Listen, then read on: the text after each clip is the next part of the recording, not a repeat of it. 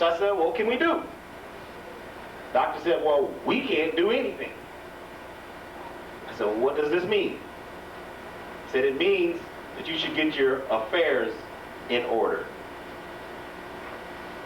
Affairs? First pay us and prepare to die. Not in those words. They kind of got a way of dancing around it. But they basically gave me about a year to live. I was a young guy. I'm like, what's the problem? You guys, you know, come on. You got white suits on. You got expensive cars, big hospitals. You've been doing research and studies for years. You can't save me? No. So I left and I was very depressed. And I was sad, and I went and bought 6 pillows so I could stack them up in my bed. And I found out if I slept sitting almost straight up, I could breathe at night.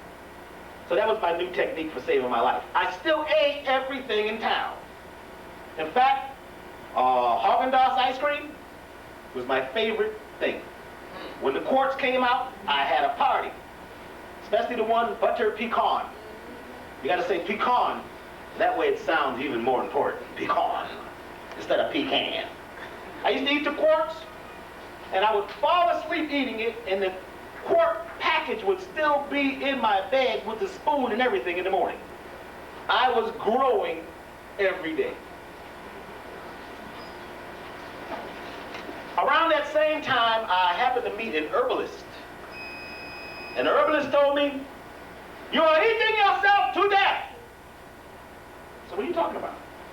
You heard me. I'm doing a lecture tomorrow. I want you to come and sit in the front row. I went to this man's lecture. The first 2 rows were full of doctors, biochemists, healthcare professionals. There was over 1,000 people at this lecture. And when he finished lecturing, my life was changed forever. See, some people need to hear things over and over and over and be convinced. I knew I was dying. Unlike many of us in the community who are dying slowly and really don't realize it. I was told I had a year to live, so I was ready for a change. Before that, I was a reactive person. A reactive person is a person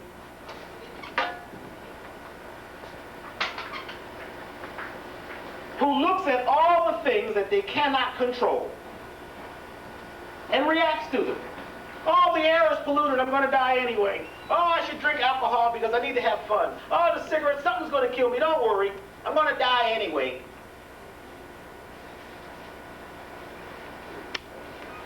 I had to become a proactive person. Proactive person looks at the things that they can control. And they look at these things and they make this circle of proactivity bigger and bigger and bigger. And when you look at the things that you can control and concentrate on them and work on them, the circle of what you cannot control becomes smaller and this one becomes larger. I had to become a proactive person because the thing that got me sick was being reactive. Not doing the research about myself. Not reading the labels on the foods. Not going to the library. I think they call it the library because you go down there and dig up the truth. That's where the real deal is buried. The library. I started hanging out at the libraries. Reading. Reading about nutrition. I started looking up things like animal husbandry. You know, animal husbandry is the art of taking animals and getting them to do things that they normally wouldn't do in nature so that you come out with a brand new creature. I discovered that the chicken was not a natural bird. That it was a crossbreed between an African jungle fowl and a buzzard or a vulture. I was shocked. See, the buzzard eats everything and anything, and it had the most incredible tasting meat on the earth because it ate everything. It had every flavor built into its flesh because you are what you eat, so the buzzard was what it ate, everything.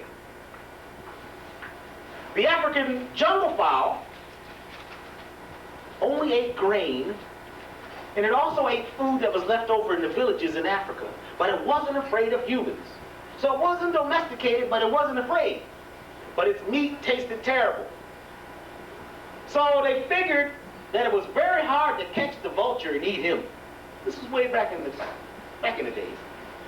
But if they took a jungle fowl and a vulture and somehow got them to go out on a date, that they would come up with a brand new bird, the chicken. Well, the chicken was an albino bird that does not live in nature by itself. You'll never find a chicken anywhere in the world running around. Only on farms.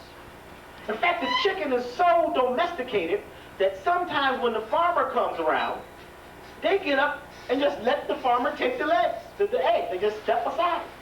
Put them eggs. Good morning, Mr. Farmer.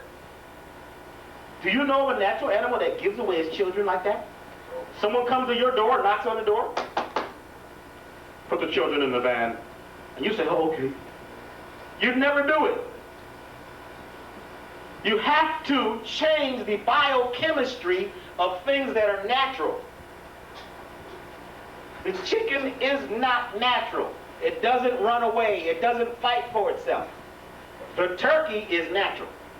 The turkey fights. In fact, the turkey will break its eggs. That's why you don't see turkey eggs at the grocery store. They can't get to them.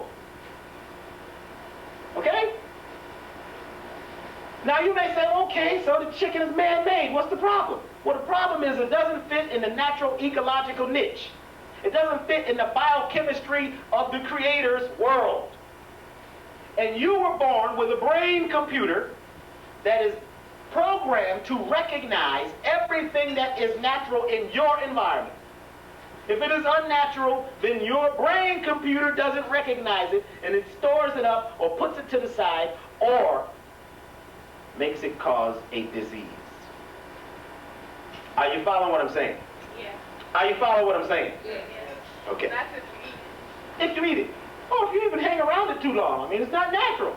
Get away from it. You shouldn't be around things that are unnatural, because you're natural. And you are organic. If you put inorganics in your body, what happens? You're organic and you put inorganic things in your body. Your body can't accept them. Okay? Now, I also found that they took an oxen and a buffalo and crossed them together and got what? Cow. Dairy cow. Let's do it like this. The dairy cow. They don't run away. See, the buffalo had excellent tasting meat. You couldn't catch them. You had to kill a whole herd. And they fought, and they wouldn't live on a farm. The oxen, even though it was kind of a slightly domesticated animal, it wouldn't run away, but it had terrible tasting flesh. Get the partially domesticated animal to go on a date with the wild animal, and you get an animal that's totally domesticated that tastes good. Dairy cow. They don't run away, they just stand around. You hit them with sticks, they go a few feet and You take its milk. What wild animal do you know is going to... Would your mother just let some strange person come and just take milk from her? It would be a mess. It'd be terrible. But the cow stands there. The worst thing the cow might do is kick over the bucket.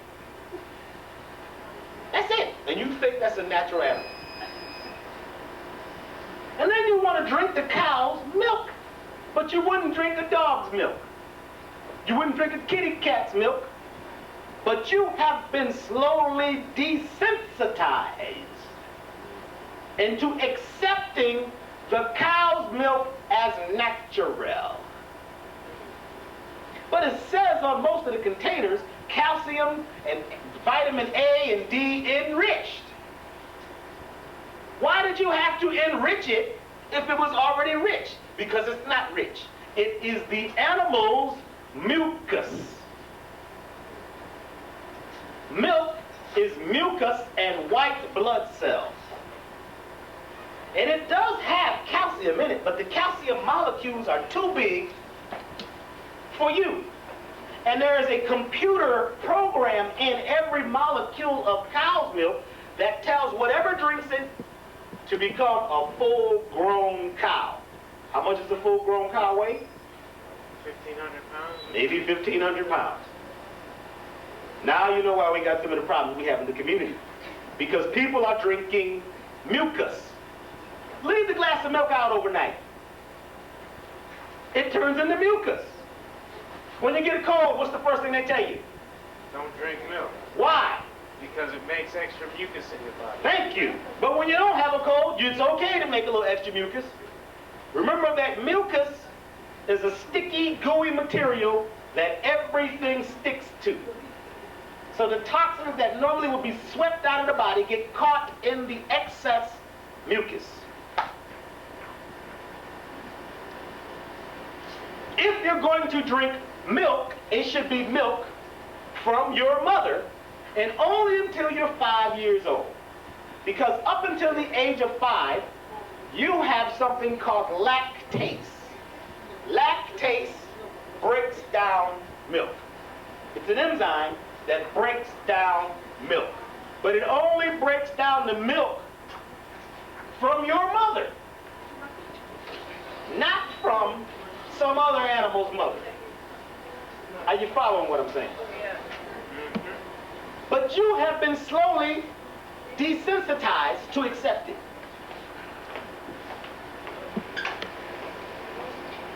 The pig.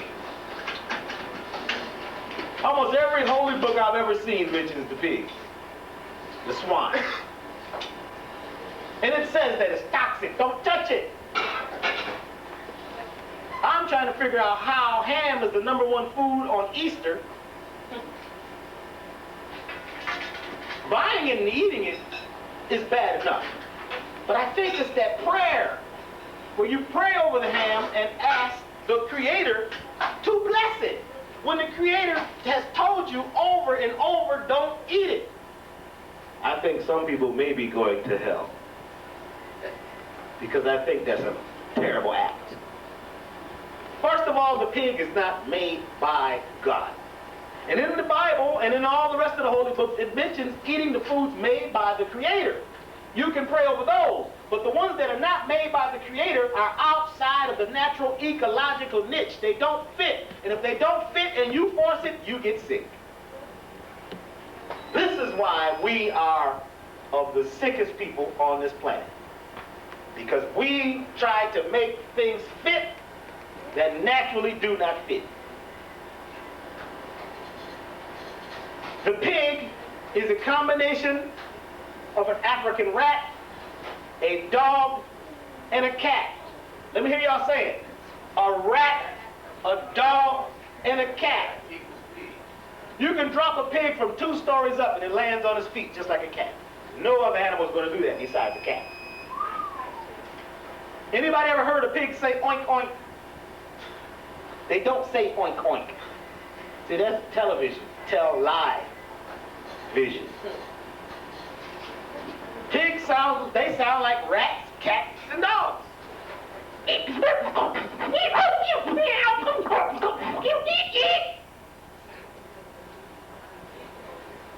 They don't have a blood system like you. This fluid just kind of floats through their body. They have no sweat glands to let the toxins out, so they have 2 little holes in their legs that just spew this toxin 24/7. Some of you have been on farms and you've seen this. And you've seen pigs and what they do and how they live. Why would you eat it? Well, Doctor B, what about lamb? Lamb's not natural either. I mean, come on, the farmer comes out, raises his staff, and all the sheep jump up in the truck. I think that's a natural animal. Try that with goats. Goats look at you. They're either going to run or attack. Goats are natural. This is all part of animal husbandry. It started a long time ago.